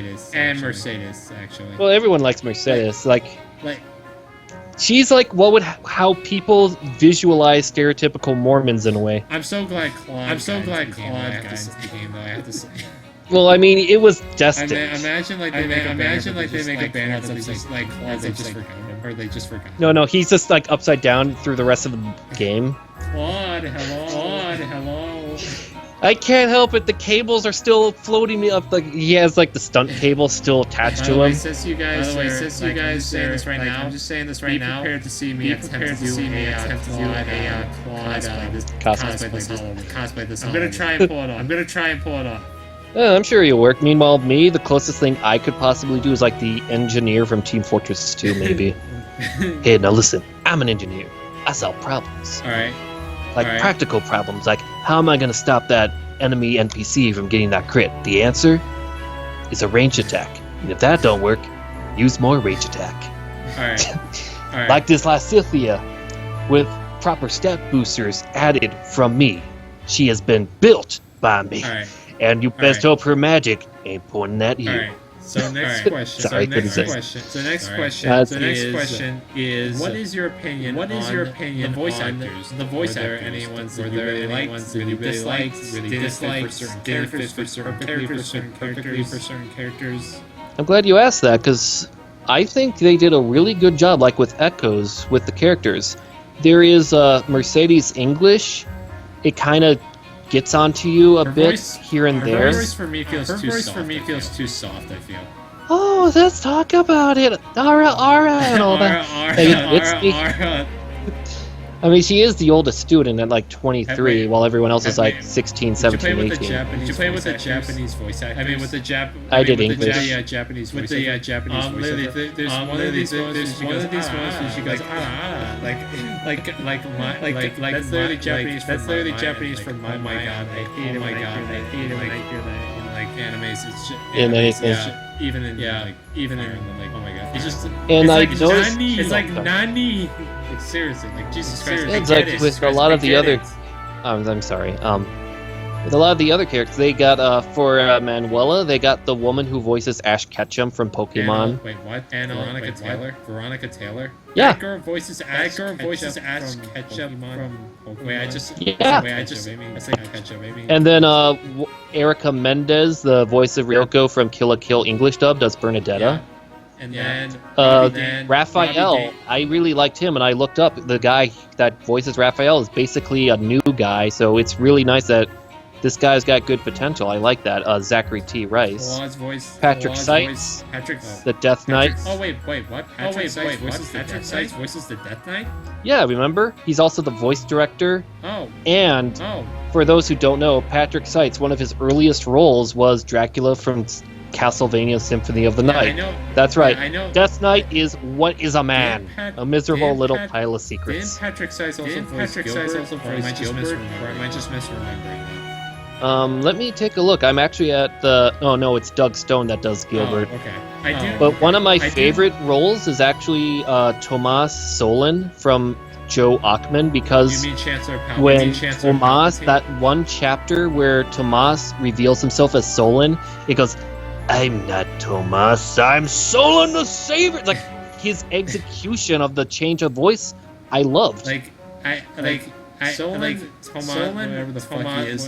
He literally is Chancellor Palpatine. Come on. He's got a really big forehead. He works out at the library. And then I decided to look up who Tomas Solon. This guy voices Jiminy Cricket in the recent Disney adaptations that he's in. That's right, Jiminy freaking Cricket is Tomas Solon in Three Houses. Jiminy Cricket, you say? Yes, you know, when you wish upon a star. Yeah, no, I'm just thinking. I'm just thinking like Davy Clark, like. I thought it was Jimmy. So did I. Oh, okay, enough of that. But I gotta say, I think that's actually where I got the. I think like Davy Crockett, like Davy Crockett. I think that's where my intelligence. Yeah, just imagine if Jiminy Cricket died at the Alamo. But I gotta say, Joe Zasia, the guy who does the voice of Claude, out of all three voice actors who did the Three Lords, not only is he the best, I say he did the best performance besides Dimitri during the post-time skip, but he's also the most attractive of the three. And I'm looking at some of the stuff he did too. He's trying to hide how you really feel in your eyes. You can see it in your eyes. You don't intend to lose. Not just that, but Jamka from FE Heroes. Yeah, he also Claude's also Kanas. That's really nice. It's like they did a really good job on some of these characters. I don't know if you've seen some of Joe's YouTube, but when he announced that he was the voice actor, he literally did the golden deer. He literally jumps up on his balcony and literally is hanging upside down when he announces it. Oh my, that sounds dangerous. Yeah. But do the golden deer salute right now. The antlers in the back of the head. No. The antler, like you put your hands behind your head and make it look like antlers. The golden deer. Oh, Golden Deer. Damn it. You'll train you. Dimitri, how he voices Hackney, that's the guy who voices I believe Heroes and someone else. I don't know, but Robbie Damien, that guy voices Hubert, that guy voices Ares. Tara Platt. Looking up the one who killed your dad, Colleen O'Shaughnessy. Gerald. I was gonna say she voices wait. Tails. Voices Tails from the recent Sonic stuff. What? Tails the fox kills your dad. Wow, damn. We're really in trouble. I know, it's just great when you see stuff like this, and then just imagine their other performances are I'm the saying same. this right now just to get it out there. Hate Sonic's voice actor, just saying. Oh, what? You don't like Jaleel No, White? I like his old voice. I like his old voice actor. Yeah, Jaleel White's like the first one he had, like for the cartoons in the I 90s. hate his new voice actor. Oh, you like the one from that Sonic Boom cartoon? I like Sonic 06. I like Sonic 06. Oh, okay, that one. Okay, I don't know. I'm not the best when it comes to Sonic the Hedgehog voice actor. It's like Jaleel White, and that's all I know. All right, and then let me see. Sir. Billy Cementes. I think I've given my opinion on him. Sylvain, I do like his voice acting, yeah, he's really good. I like him. And let me see. I don't. I did Mercedes, like Dorothy Fawn with Mercedes. I gotta say that's probably one of the weaker ones. David Lodge with doing Gerald. There are a couple lines that I didn't like how they're delivered, but overall he did a good job. Ben Diskin. Good job. Ben Lepley did good. Robbie Damon, he sounded like a villain, so with Hubert, so good job on him. Yeah. And it's always good looking at some of the other stuff he voiced. He voiced what was that? Oh wow. And Felix, I think Felix was also a good voice actor. I don't know if you knew. Oh my gosh. You do know who voiced Felix. You do know who voiced Felix, right? I'm trying to find his name now, but LD, I just looked up. Guy who does. Let me look again. Felix is Lucy and. I'm trying to find him on the website. It looks like they changed where he was. I don't think Felix was on the website. Oh, Lucien Dage. Yeah. Wait, Felix is on the. He doesn't even like. You don't imagine that voice coming out of that guy's spot. That's the guy who voices Leon and Echoes and Nesala in Heroes. My gosh, and not just that, but he's he was in Valkyria Chronicles 4, the Forsetti guy. Oh, seriously? Yeah, but like with Robbie Damon. He's been doing the voices of the recent adaptation of Spider-Man, so he's the recent Spider-Man voice actor, and he's Hubert. I know. You don't like Spider-Man? Ignatz, I gotta say, I liked his voice, Christian Lamont. Ignatz. I didn't know. Yeah, he also did Roderick and Seliph in Heroes. Oh, wait, seriously? Wait, isn't that Christian Lamonte? I do Lamont, but I guess I'm wrong then. Sorry. That's his full name. Yeah, that's his full name. It's really good. I didn't actually imagine that was his voice. Oh my gosh. Psycho Mantis is the same voice actor for Gilbert. You remember Psycho Mantis from Metal Gear Solid? Oh my damn. Wait, seriously? Or better yet, to make it easier, Mycin from Echoes. Why? Or Satsuki's butler in Kill la Kill. Kill la Kill. Yes, that is Gilbert. Oh my god. Damn. Yeah, it's like if you voice for an anime, you're destined to voice for Fire Emblem. Apparently. Like seriously, that we had Matt Mercer who voiced Jotaro Kujo, JoJo's Bizarre Adventure Part 3 and 4. Billy Cementes who voiced Josuke Higashikata Part 4. Who voiced Ferdinand. By the way, I'm just saying this right now. I also like how Matt Mercer was not in this Fire Emblem game because he's kind of overcasted. Too much. Like, I can understand, like, if you have too much of that person, it kind of oversaturates, like how Nolan North is in nearly every PlayStation game. Today on Nolan North Station. They might as well just change the PlayStation 5 to the Nolan North Station. I don't know if you've played Saints Row before, but there is literally a Nolan North option for that game. There's literally there's three males and there's three females and there's just one voice option. It's literally just Nolan North. That is beautiful. Yeah. In the third one, there was Mark Whedon or Mark Whidden.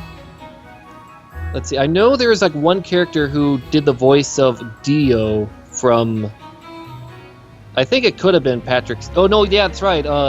Death Knight's voice actor also does Dio in the JoJo English dub. Damn. Nice. Oh damn. Nice. All right. So I think we've given. But I like how there are some people that are relatively new, like Zachary T. Price as Raphael. I think he's got a good future ahead of him with what he did for Three Houses. All right.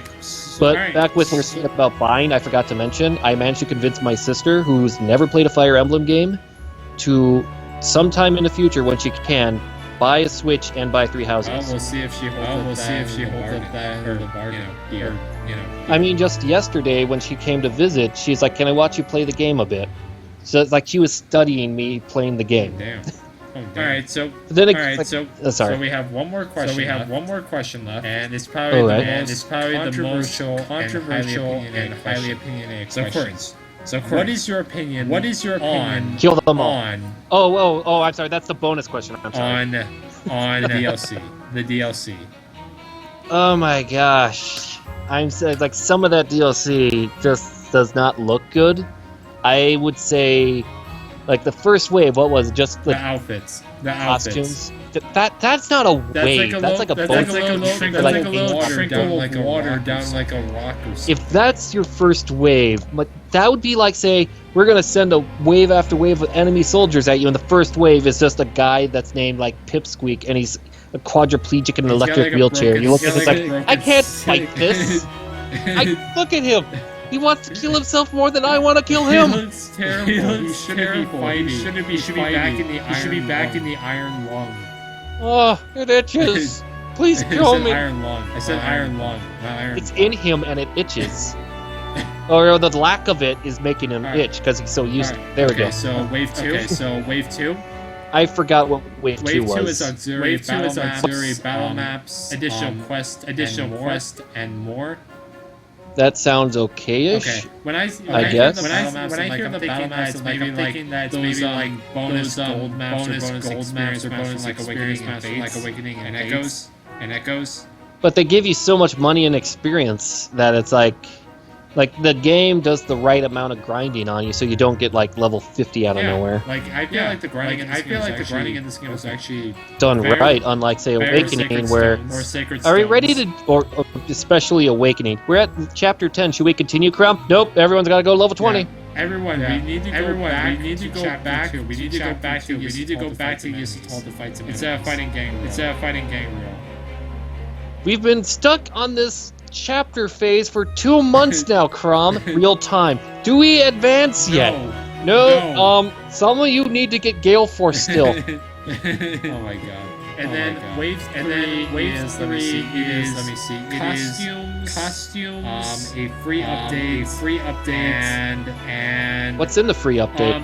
People have been contemplating that the free update is basically like the addition of Infernal Lunatic.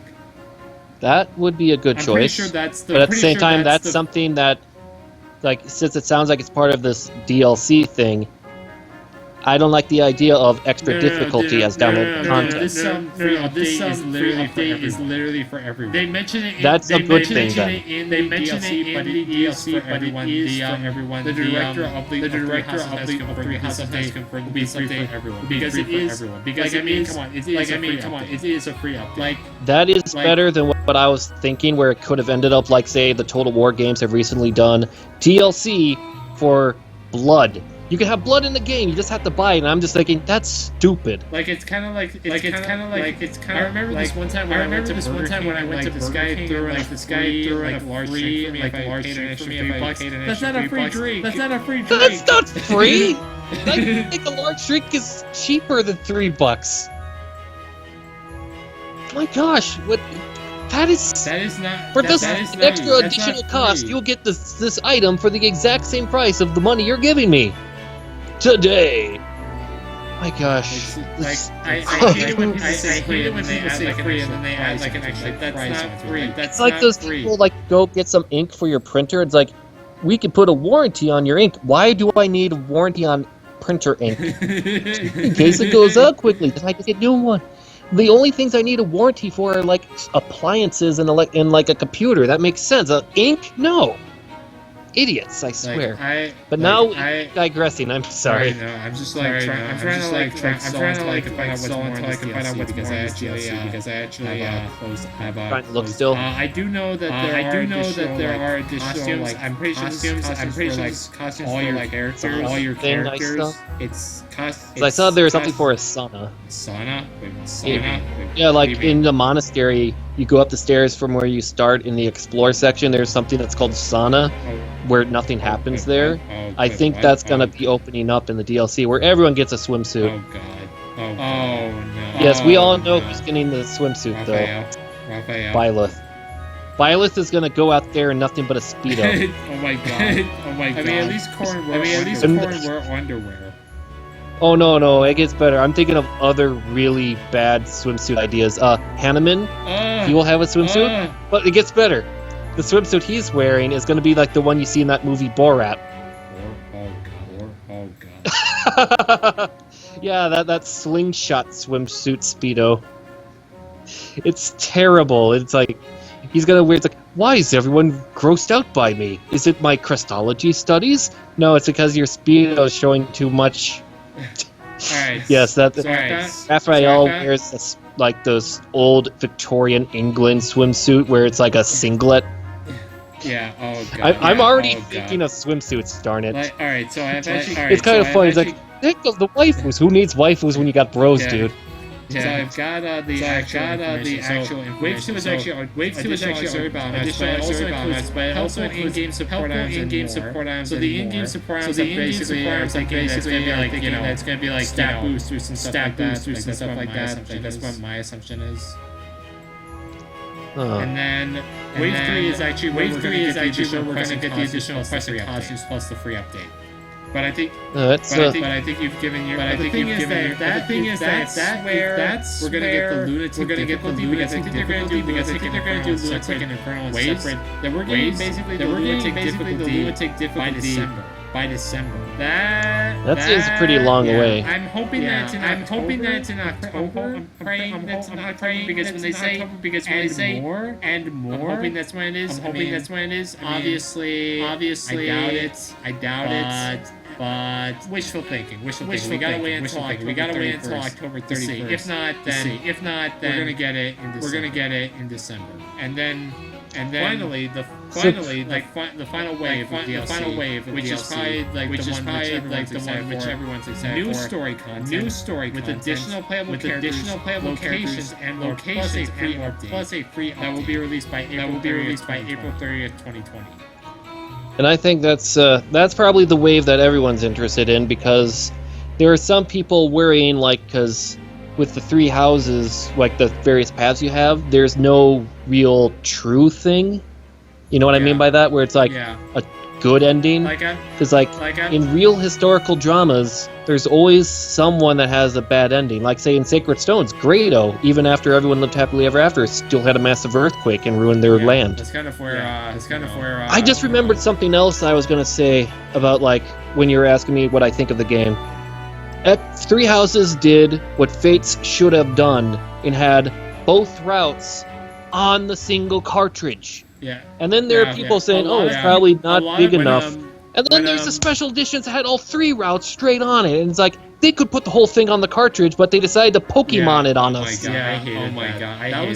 am glad that for the 3 Houses, they learned from that complaint and put 4 Fire Emblem games technically on 1 cartridge. A lot of people were actually worried that the February Nintendo Direct when they actually showed some gameplay footage of 3 Houses. It wasn't until the E3 trailer that I was won over. Like the E3 2019 trailer? Yes, 2019. With the time skip?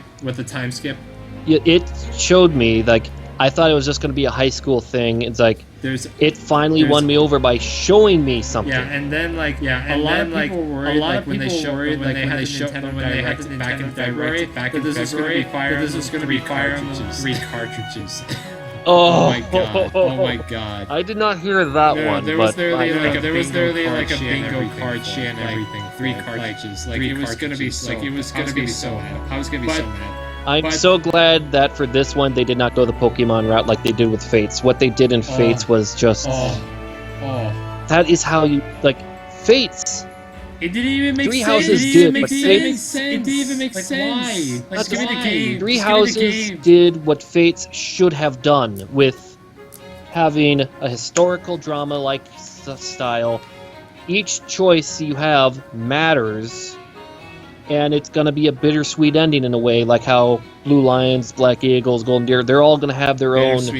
Bittersweet ending. Yeah, like that, yeah. And I have to say though, when you said the sauna, when you said the sauna, how you can't go into it now, I'm pretty sure. I'm hoping that in Wave 4 when it says new locations or additional locations, I'm hoping that's not what they mean by locations. I'm hoping like we get to go to Rigid and Dagda. Also, I have to say though, I love how that's literally where Petros from Archipelago of Rigid. I love that reference. I know. I love that reference so much. It's like Rigid, you see her on the island up from Orga Hill, from north of Augustria. The archipelago of Dagda. I was When I found that out, I was like, oh, that's literally a Fire on the 5 reference right It's like someone watched one too many of my videos. Could we be getting a Fire on the 5 remake Shadows of the Answer? I think like for like if they're gonna do an Echo style name for like an FE4 or 5 remake, it'd probably be more like Chronicles of Yggdrasil. Yeah. Sounds cool that way, or the genealogy of the Holy War already sounds cool. Holy War. It's better than what Nintendo Power was showing in 1996 by calling it Ascent of the Jihad. Oh god. Yeah, and they also called Sigurd Zagludo. Oh my god. Jesus Christ. Well, the game wasn't going to be coming out in 1996. They were concentrating too much on N64 for NOA at the time, so that's a good thing for us. Just imagine we're playing it and it's like, hey guys, my favorite character is Zagludo. Like, you can't say it with a straight face. So number 4 seems like the most interesting to me. When they say new story content, I'm really hoping that this isn't like like a Revelation. Please don't make it like Revelation. Please don't. Everyone's happy. Yeah, don't make it like a gay, very cringy ending cutscene. Did he say? Never mind. Gay, cringy cutscene where both all the main lords are speaking in unison. And then they all get together on like some type of pyramid. Yes, they all get together like a cheerleader pyramid, and Byleth's on top. And then when he's about to do something, he accidentally shits his pants and freeze frame with credits rolling, and it's Any Way You Want It by Journey. That's Revelation's route for Three Houses right there. Because it's literally a waste of your money. With the new story concept, I'm really hoping that it's actually another route. And I'm really hoping that it's not like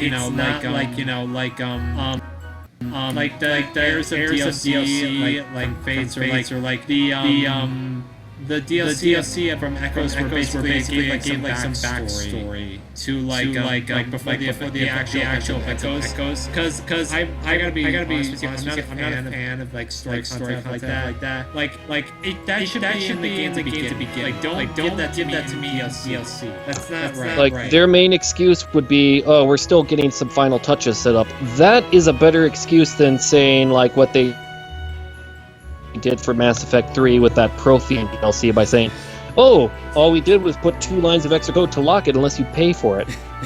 I hate when people do that. And then the additional playable characters, I'm hoping that this is like it says additional playable characters, and I'm assuming that we're gonna have to go to these locations and then fight some enemies, hoping that we recruit these characters through paralogs. I'm really hoping that this is like I'm hoping. Though I think it's gonna be like how they did those bonus characters, where I think they're gonna bring the Cypher original characters back. I think they're gonna do it. If they do that, I'm not. It's just that the thing is that when I bought the Echoes, My cousin bought me it. I did not spend a single dime on this game, and I love it. I got the DLC for it, the DLC pass. The thing is that I had no idea who the characters were.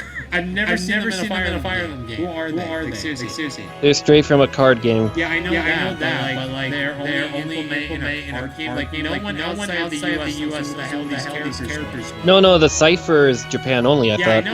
Yeah. Don't you mean outside of Japan? Yes, only us weeaboos know exactly what the Japanese are doing. Which is why I bought 4 more Japanese Sega Saturns. So I can play the Evangelion visual novel. That was my only complaint with the additional playable characters. Like if they're playable characters that somehow find their way into the game, I don't care. Like they're there. I'll use them. I don't have a problem. And then the more plus the free update. I don't know what the mean. With the free update, this is where we're gonna get the difficulty. Like after nearly say 9 months after the game release, that's how much it's been. Yeah. Pretty much, Zev would probably be the main person playing it.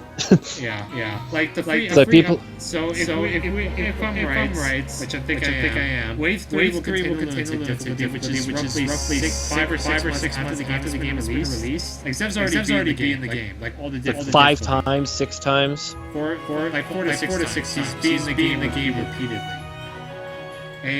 My gosh. Seriously, he loves this game. He has a game. Like seriously. Meanwhile, me, when I'm not doing 3 houses, I've been playing Hearts of Iron 4, one of those grand strategy games made by the people who do Crusader Kings and Europa Universalis.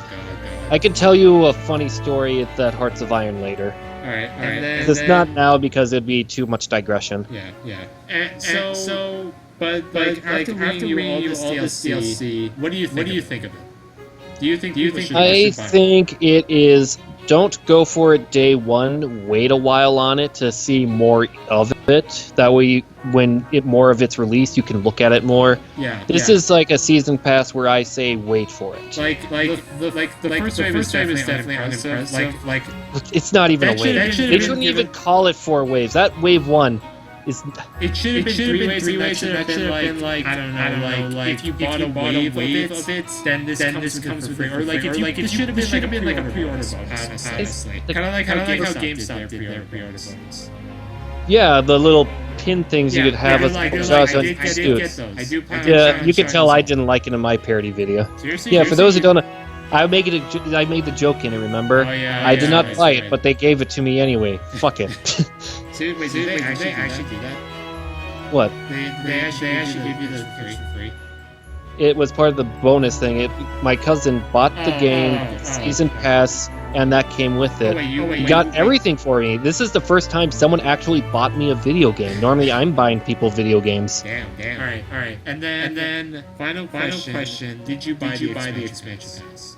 He already had it for me. Oh wait, he already bought the DLC expansion pass? Yes. Oh, okay. I just mentioned that, like, it's okay. Oh, okay. Well, I guess I actually wasn't questions. I was just wondering, actually. Okay. So your opinion on this DLC is like wait for it as that wave to see if it's good or not. Yeah, wait a bit on it, and probably if they have like different waves of it separate as a choice instead of like just the all together. No. Go for that. Like the second one comes out. The first one came out the day the game launched. We're not calling that a wave. The second one. That's a trickle. Yeah. A drizzle, or better yet, that's the alcoholic piss cake. That's a drop of water right there. So, wow, it's like what? Not even 1 megabyte. Yeah. The second one comes out October 31st. The third one comes out December 31st. And the final one comes out April 30th. Jeez. Wow, and I thought it would take forever for the Smash Brothers Fighter Pass. Like Sakurai said that Fighter Pass is gonna take more than a year. I mean, it showed something for February 2020, but it's like, wow, what does that say when Fire Emblem's trying to rush them? Well, I mean, to be honest, like, let me see. Smash Ultimate got released in November? December of 2018. Today's 2019. Since December of 18. And the first character for their pass was April of 2019. late July 2019 was the what's that? Hero. Yeah, Hero. I forgot his name already. I mean, Hero. that's sad because I wanted him in the game and I already forgot him. I'm so bad about myself. Seriously, you want Hero in the game? Well, I mean, it made sense. Dragon Quest is a big series on Nintendo history. Yeah. Dragon Quest 3, because of the day it was released on a weekday, it caused the Japanese to make a law that forced every Dragon Quest related game to be released on the weekend because too many Japanese school kids were pretending to be sick so they could play Dragon Quest 3. Yeah. So let me see. That's And then Banjo-Kazooie, can't wait for that one. He's coming out in the fall, right? Sometime in the fall, my guess is probably early October. Sakurai says like in his videos that this Fire Pass will be like up until February 2020. Yeah, So and that's a lot of rough- the things. So that's roughly 2 years after a game is released. Whereas with No, it's a little bit over a year. It's no. December 18, and then you got December 19. That's a year. Then 2 months, so that's 14 months. Yeah, whereas this is 9 months ago. So Yeah. But between the two, I'm guessing it takes probably more to code for Smash Brothers than Fire Emblem. But my God, if it wasn't for Smash Brothers, Fire Emblem would probably be Japan exclusive still. Oh god, jeez. Yeah, just imagine it's trying to. The series would have died out ago, actually. Yeah, but considering how well FE12 did there exclusively, Well, we or better yet, know- how the Tellius games did too. Yeah, I think we have this Tellius games to play for the sales because I think it was because they didn't market it well at all. Like, they made limited amounts for both America and Japan and Europe, and then didn't bother to make more when they got sold out. yeah. But actually, And it was America that mainly bought the Tellius games. I thankfully. should probably ask that. I'm gonna ask you this now. How do you feel that Nintendo did with the marketing three houses? They did a better job marketing this than they did Echoes and the Tellius games. Echoes, I felt like just got like 2 videos and that was it. And Echoes was mainly marketed as like for the hardcore fans like you and me, mainly. then there was Fates were like oh my gosh, Jesus. Fates and Awakening We got get it. better. We get it.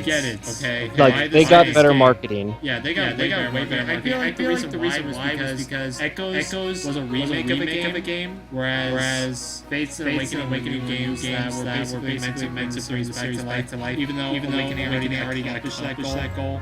In Japan, mainly, yeah. It was like, if that game failed, 1.9 million copies. my gosh, it's still amazing.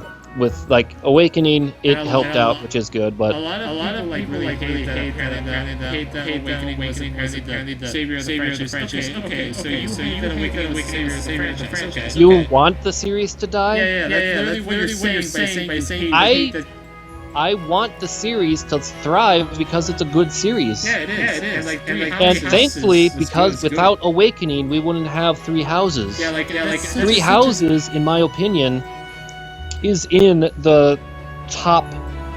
It's one of the best. I haven't felt this good about Final Fantasy since Path of Radiance. Or Radiant Dawn, the Tellius series. Yeah, the Tellius, Yggdrasil, now Fodlan. Those are the triumvirate of the best continents. Yeah. But I hate it when I go to source or Reddit and someone brings that line into an argument. Like, you're saying, okay, so you want this like that. Like, that's so stupid.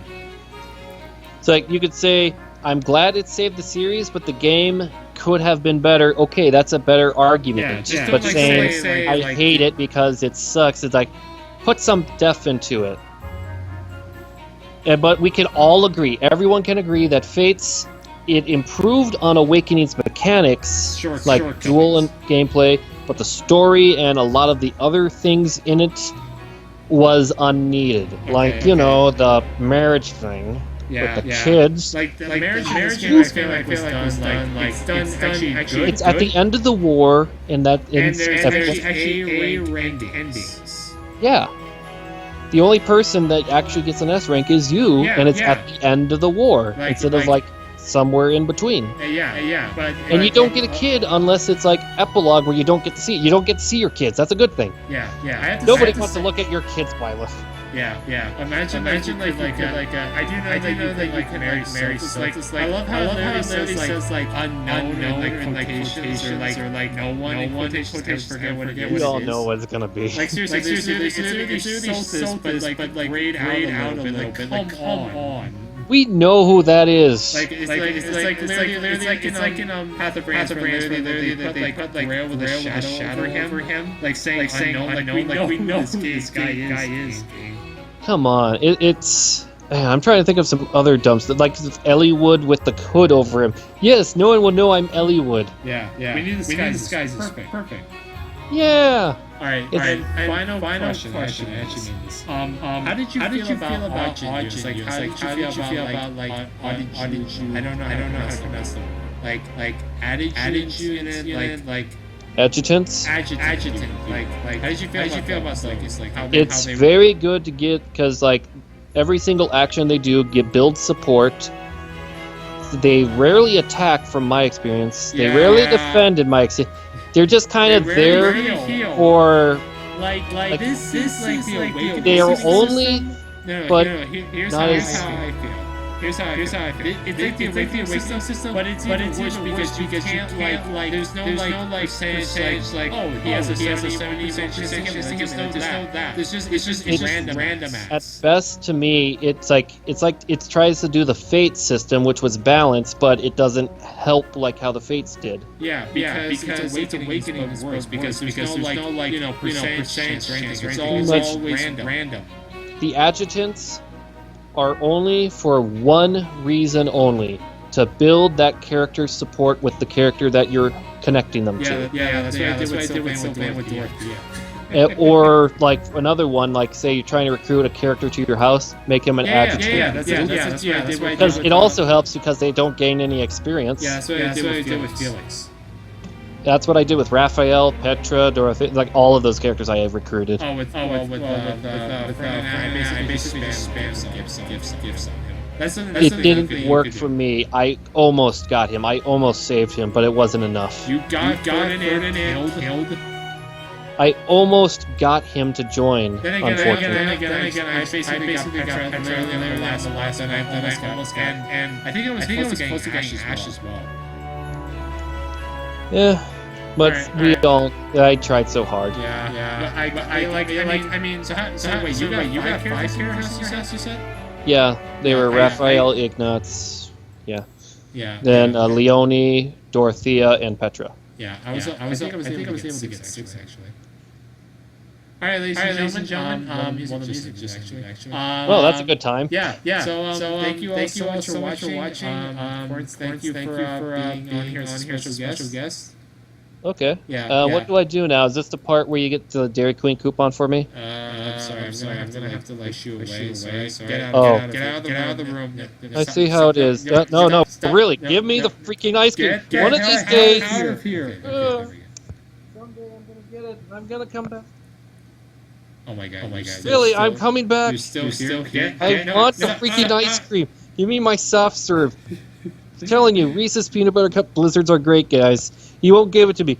Text in the things there. Go to the text thing that we have with our hotline and say, give me the freaking Dairy Queen coupon in the YouTube comment section.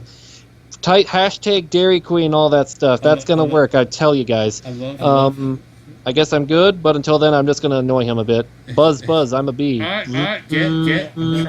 to just I sound more like a lawnmower. I'm just trying to leaf blower. I sound like a leaf blower now. Wait. Damn it. Fucking. Okay, there we go. Now I can just. Oh my god, guys. Fucking get the. I don't feel like it. Get out. Buy an encyclopedia. Buy an encyclopedia, guys. Seriously. It's like Wikipedia, but it's not run by Jimmy Wales. All right, bye, guys.